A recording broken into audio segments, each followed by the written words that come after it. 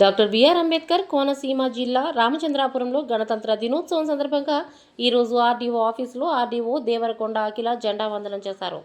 ఈ కార్యక్రమంలో ఆవిడ మాట్లాడుతూ, మన దేశం యావత్తు ప్రపంచానికి ప్రజాస్వామ్య విలువలను అందించడంలో అగ్ర రాజ్యంగా నిలిచింది అన్నారు.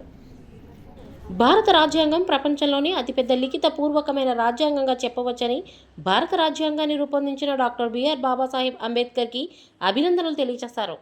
భారత రాజ్యాంగం చూపించిన మార్గంలోనే మన దేశం యావత్తు ప్రపంచానికి ఒక మార్గదర్శిగా నిలిచింది. భారత రాజ్యాంగం అందించిన సమాన హక్కుల వల్ల ఈ దేశంలో అత్యున్నత పదవులలో ఒక పెద్ద గిరిజన మహిళ రాష్ట్రపతి పదవిలో ఉన్నారంటే అది మన అందరికీ ఎంతో గర్వకారణమని ఆమె అన్నారు.